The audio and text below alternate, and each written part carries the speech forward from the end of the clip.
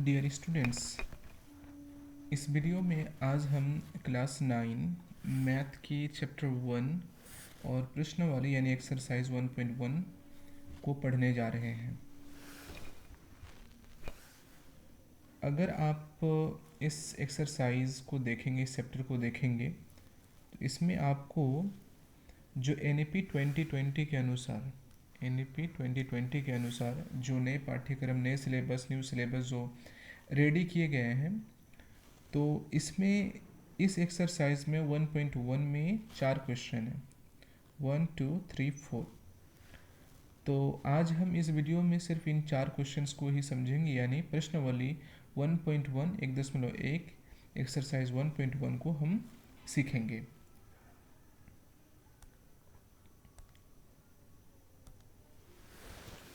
तो आपका जो पहला प्रश्न है, प्रश्न नंबर 1, वो कह रहा है कि क्या शून्य एक परिमेय संख्या है? क्या शून्य एक परिमेय संख्या है? इस एक्सरसाइज का ये पहला क्वेश्चन है। और इसमें कुछ क्वेश्चंस हैं, जैसे कि क्या आप इसे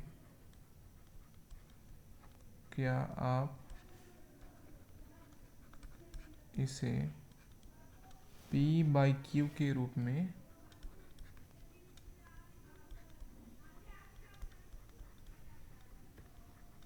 लिख सकते हैं?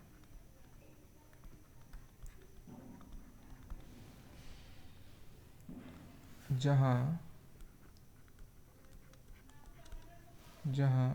P और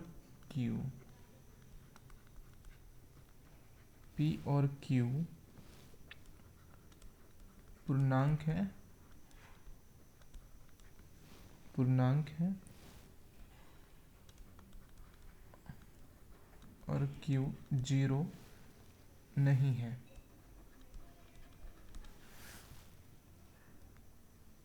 तो इस प्रश्नावली का 1.1 का ये पहला क्वेश्चन है, यानी यहाँ पूछा जा रहा है कि क्या शून्य एक परिमेय संख्या है और हम इसे P/Q के रूप में लिख सकते हैं या नहीं। P और Q कोई पूर्णांक होगा। पूर्णांक का ये मतलब है कि 0 1 2 3, इधर हम माइनस में भी बोल सकते हैं, -1 -2 -3 -4 आदि। यानी पूर्णांक में सिर्फ ऐसे नंबर आएंगे जिसकी गिनती संभव है, जैसे 1 2 पूरे नंबर आनी चाहिए, दशमलव में नहीं या फिर किसी भिन्न के रूप में नहीं। तो ऐसे नंबरों को, ऐसे संख्याओं को हम पूर्णांक कहेंगे। तो P और Q कोई नंबर होगा इनमें से ही, और Q बट 0 नहीं होना चाहिए। ये बहुत इम्पॉर्टेंट है। तो आपको अगर परिमेय संख्या के बारे में ना पता हो तो आप बाद में हमसे पूछ सकते हैं। फिलहाल हम इसमें सॉल्व करेंगे। हम हल्का सा परिमेय संख्या के बारे में आपको बता के आगे बढ़ते हैं। परिमेय संख्या क्या है? परिमेय संख्या क्या है? यानी ऐसी संख्या जिसे हम P/Q के रूप में लिख सकते हैं। फॉर एग्जाम्पल कि अगर 1/3 है तो ये P हो गया ऊपर वाला, जिसको हम अंश कहते हैं, और नीचे वाला हर ये Q है। यानी P/Q का मतलब है आप उसे अंश और हर के रूप में लिख सकें। ठीक है, 2/3 हो गया, 5/8 हो गया, 6/5 हो गया आदि। तो ये सभी परिमेय संख्याओं का उदाहरण है। तो Q को क्यों मना किया जा रहा है? जब आप किसी नंबर के नीचे में Q रख दें, जैसे 1 के नीचे ही आप 0 कर दें, ठीक है। तो अगर आप इसको डिफाइन करने जाए, यानी भाग करें, तो आप कैसे करेंगे? 0 को कौन से नंबर के साथ मल्टीप्लाई करेंगे कि 1 आएगा? इसलिए आप परिभाषित हो जाता है, ऐसा कोई नंबर है नहीं, आपको वो ढूंढना पड़ेगा।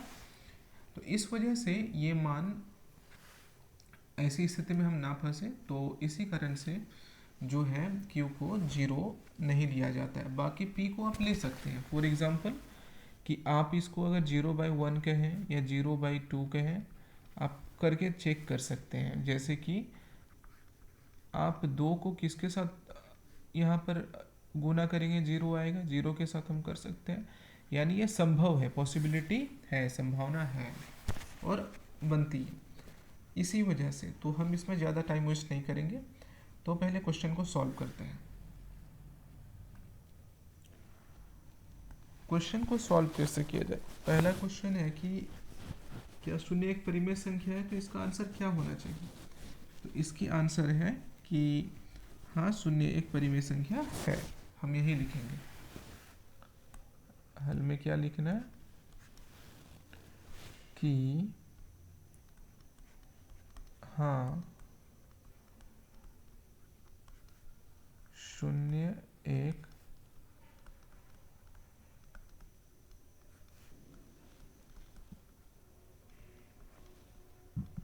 परिमेय संख्या है।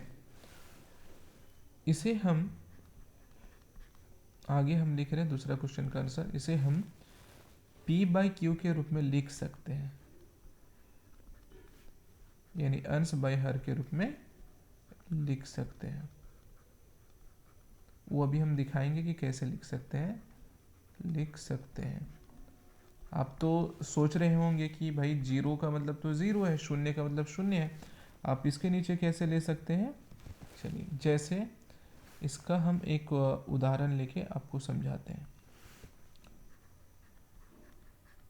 जैसे आप ये लिख सकते हैं कि 0/1, 0/2, 0/3, 0/4, 0/5 इत्यादि।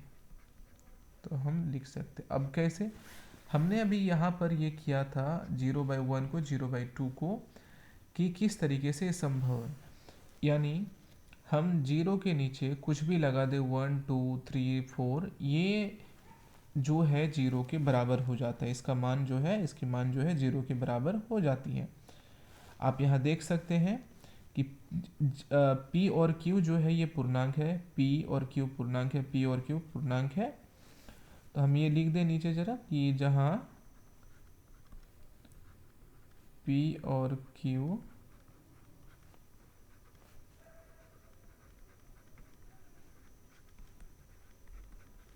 पूर्णांक है और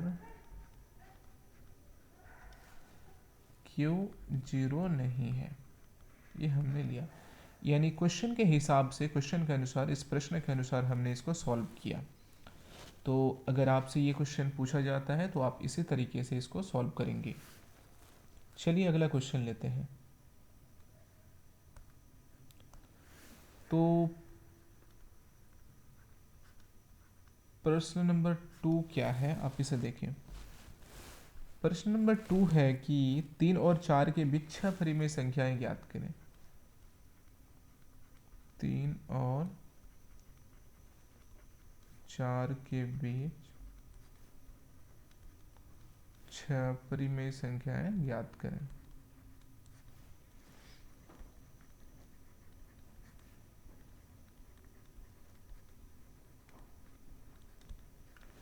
तो अगर आप किसी नंबर को ऐसे ही लिख दीजिए, जैसे कि मान लीजिए 2 3 4 5, ये सभी अपने आप में एक परिमेय संख्या है, क्योंकि हम इसके नीचे 1 रख देंगे। मैं आपको दिखा दूं कि अगर 2 के नीचे आप 1 रखेंगे तो इसका मान 2 ही आएगा।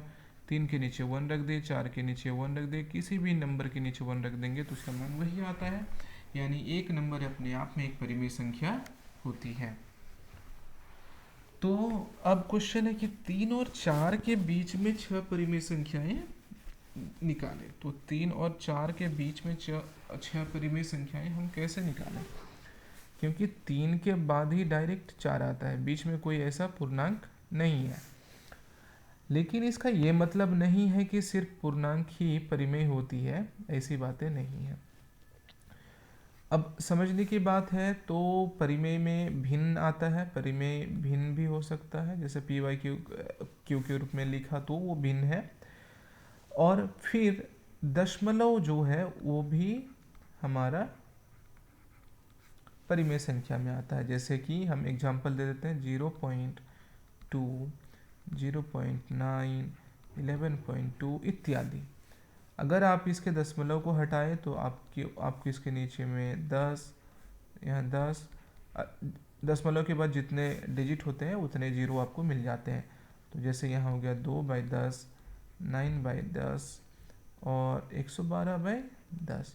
तो इस तरीके से हम दशमलव को भिन्न के रूप में बदल सकते हैं। तो ये काफ़ी इजी है। तो क्या पता चला कि पूर्णांक अपने आप में परिमेय संख्या है, भिन्न भी और दशमलव भी। ठीक है, तो चलिए, इसका मतलब है कि 3 और 4 के बीच में दशमलव में अनेकों नंबर होंगे, भिन्न में बहुत सारे नंबर होंगे, बहुत सारी संख्याएं होंगी। तो चलिए अब इसे समझने की कोशिश करते हैं और कैसे बनाते हैं।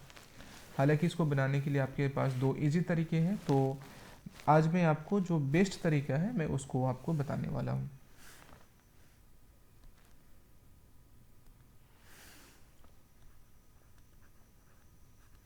तो हल पे कैसे करें, क्या बेस्ट तरीका है। देखिए, अगर क्वेश्चन को ध्यान से देखें तो 3 और 4 के बीच 6 परिमेय संख्या है। कितनी? 6।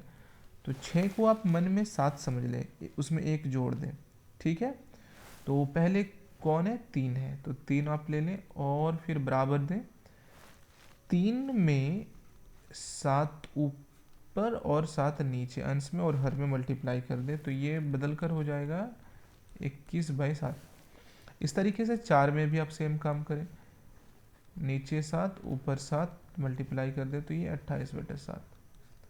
तो अब गौर करें, 3 को हमने बदलकर भिन्न में 21/7 और 4 को हमने बदलकर 28/7 कर दिया है। 21/7 और 28/7, यानी अब हमारे पास दो नए भिन्न हैं, नई संख्याएं हैं, 21/7 और 28/7।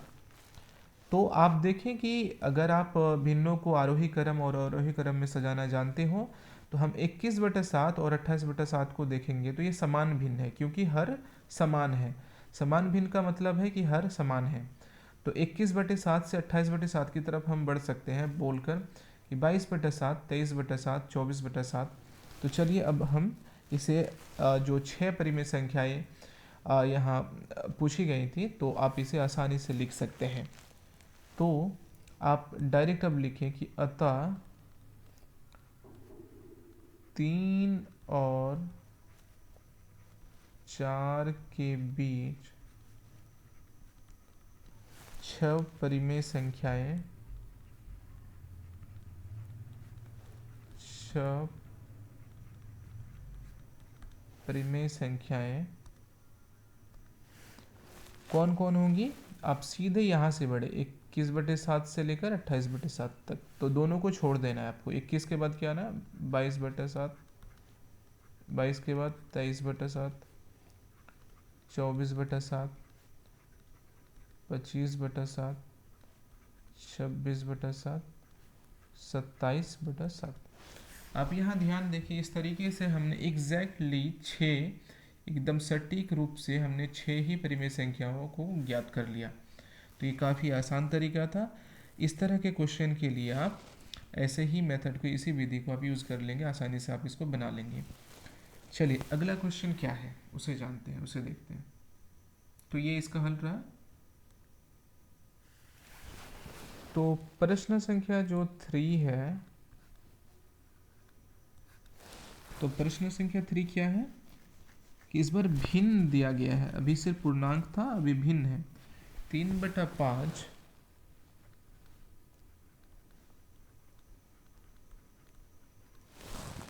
और 4/5 के बीच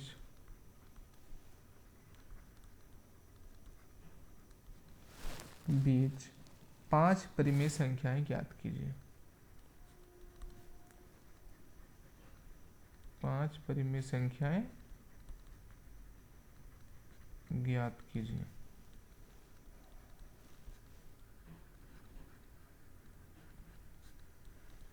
ठीक है, ये क्वेश्चन है। तो आप यहाँ सेम रूल को फॉलो कर सकते हैं, जैसे कि अगर 5 कहा गया तो आप उसे 6 मान लें। जैसे यहाँ 5 है तो आप इसे 6 मान लें। तो पहले से यहाँ भिन्न दिया गया है तो आप इसे भी आसानी से बना सकते हैं, और ये समान भिन्न है क्योंकि हर दोनों की समान है, तो आपको ज़्यादा कुछ करने की ज़रूरत नहीं है। उसी की तरह पहले आप इस नंबर को लिख लें और दोनों में ऊपर नीचे क्या मल्टीप्लाई कर ले, यहाँ 5 है तो 6 6 मल्टीप्लाई कर ले, तो ये बदल कर ऊपर 3 छक्के 18 और 5 छक्के 30 आपको मिलेगा। इस तरीके से 4/5 को भी आप कर लें आसानी से, तो दोनों के ऊपर नीचे 6, यानी हर हाल में आपको जो है यहाँ इस विधि में आपको हर जो है समान रखना है, यानी समान भिन्नों में बदलना है। तो आपने देखा कि 3/5 को हमने बदल कर 18/30 में बदल दिया और 4/5 को हमने 24/30 में, क्योंकि यहाँ 5 परिमेय संख्याएं इन दोनों के बीच पूछी गई थी, तो जो कि संभव नहीं था डायरेक्ट समान भिन्न के जरिए, 3 के बाद डायरेक्ट ही 4 आ जाती है। इसी वजह से हमने 3/5 को 18/30 के रूप में और 4/5 को 24/30 के रूप में, यानी अब हमारे पास दो नई नंबर हैं, दो नई संख्याएं हैं। तो अब हम क्या लिखेंगे कि अतः 3/5 और 4/5 के बीच 5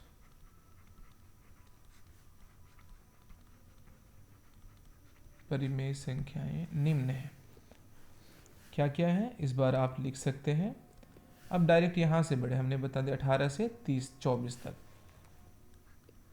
19/30, 20/30, 21/30, 22/30, 23/30। आप एग्जैक्टली देखिए इस मेथड से क्या फ़ायदा है कि आपको जितने परिमेय संख्याएं पूछी जाती है वो आसानी से आप निकाल सकते हैं। 19/30, 20/30, 21/30, 22/30 और 23/30। सो इस प्रश्न को हल करने का ये बेस्ट तरीका है। आप दशमलव के रूप में भी बदल सकते हैं। अगर आपको ज़रूरत हो तो आप मुझे कांटेक्ट कर सकते हैं, पूछ सकते हैं, मैं आपको उसमें बता दूंगा कि दशमलव में कैसे परिमेय संख्याएं निकाली जाती हैं। तो चलिए क्वेश्चन नंबर 1, 2, 3 तो फिनिश्ड है। अब लेते हैं नेक्स्ट क्वेश्चन।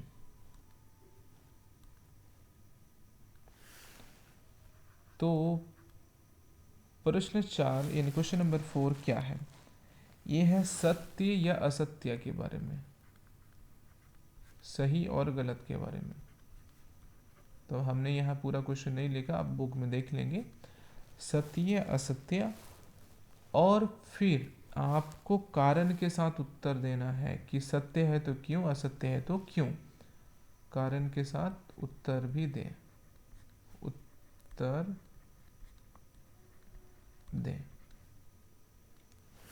ठीक है, तो फर्स्ट क्वेश्चन क्या है इसमें हमारा, अगर फर्स्ट क्वेश्चन को देखें तो ये कहता है कि प्रत्येक प्राकृत संख्या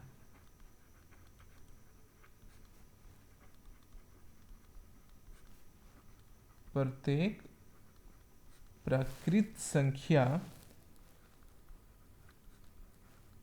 एक पूर्ण संख्या होती है। क्या ये बात सही है या फिर गलत है, इसे हमें हल करना होगा। चलिए इसे समझ लेते हैं। हल इसको कैसे, पहले तो सत्य या असत्य होगा। आप ये सत्य है, मैं आपको बताता हूँ क्यों सत्य है, क्योंकि इसके पीछे रीजन है, क्योंकि सभी प्राकृत संख्याओं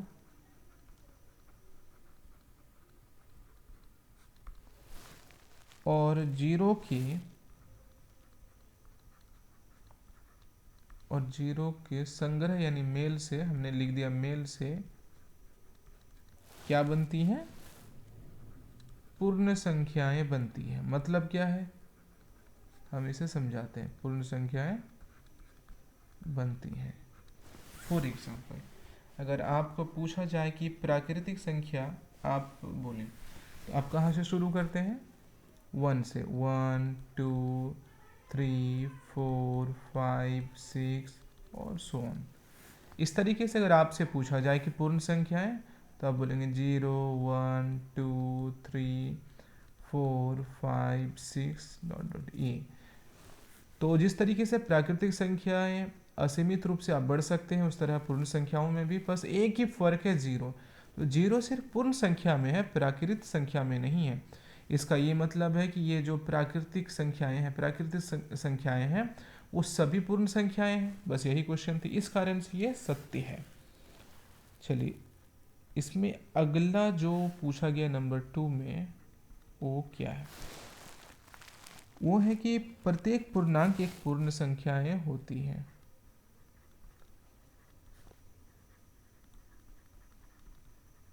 प्रत्येक पूर्णांक एक पूर्ण संख्या होती है।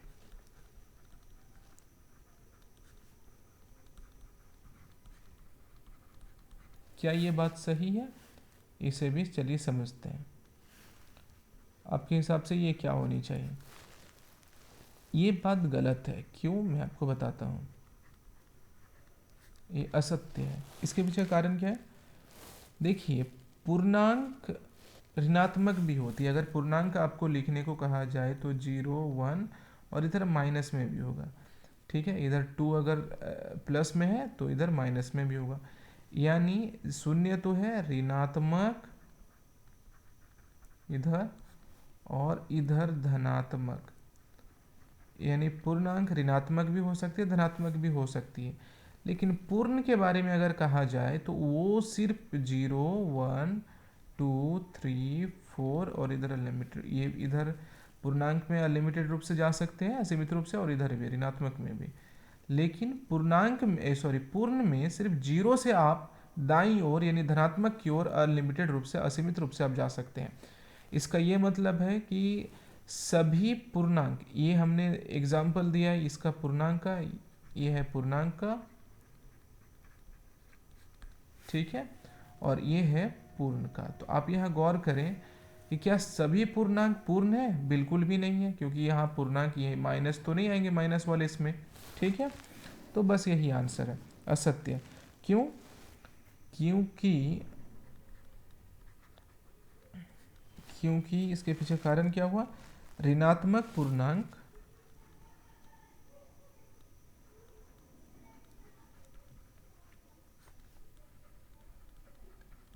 ऋणात्मक पूर्णांक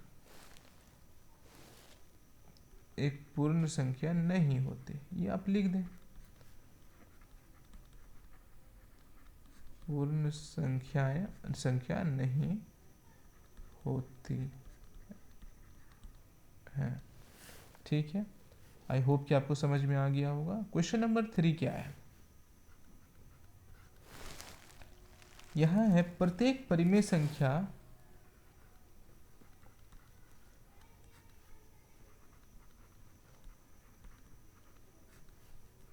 प्रत्येक परिमेय संख्या एक पूर्ण संख्या होती है।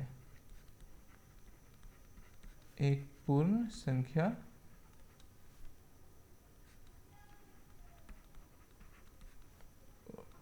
होती है। अब समझिए ये क्या है। प्रत्येक परिमेय संख्या एक पूर्ण संख्या होती है। तो अभी हमने आपको बता दिया कि पूर्ण संख्या को अगर आप देखें तो ये जीरो से शुरू होकर, शून्य से शुरू होकर ये धनात्मक की ओर असीमित रूप से बढ़ेगी। ठीक है, यानी सभी धनात्मक पूर्णांक क्या होती है? पूर्ण संख्या होती है, आप ये कह सकते हैं, शून्य के साथ मिलकर। परिमेय संख्या, ये सभी जितनी भी पूर्ण संख्या है वो सभी परिमेय संख्याएं होंगी। लेकिन परिमेय संख्या तो दशमलव में भी है, जैसे 0.1, ठीक है, दशमलव में है। उसके बाद परिमेय संख्या तो भिन्न में भी है, 1/2, 1/3, 2/5 इत्यादि। तो यानी इनका ये कहना कि सभी परिमेय संख्या एक पूर्ण संख्या होती है, तो ये बात असत्य है, गलत है। तो इसका आंसर क्या होगा? असत्य। क्यों? क्योंकि परिमेय संख्या क्योंकि परिमेय संख्या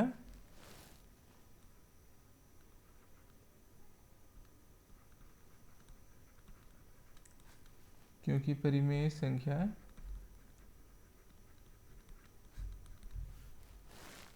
कुछ एग्जाम्पल ले लेते हैं, जैसे 3/5, 2/3, 2/3, 7/9 इत्यादि क्या नहीं है,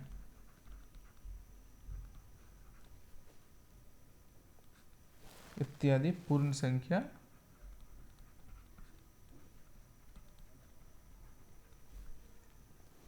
इत्यादि पूर्ण संख्या नहीं होती हैं।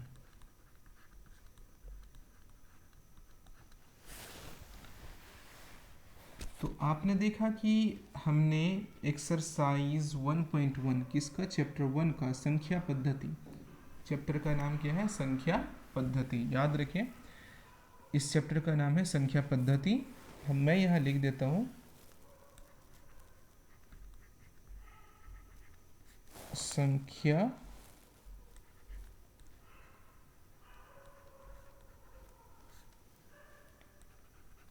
पद्धति, ये हमारे चैप्टर का अध्याय का नाम है। तो आपने देखा कि हमने चारों क्वेश्चंस को हल कर दिया। अगर इसमें फिर भी डाउट आपको बच जाती है तो आप मुझसे कांटेक्ट कर सकते हैं। आज के वीडियो के लिए थैंक यू सो मच।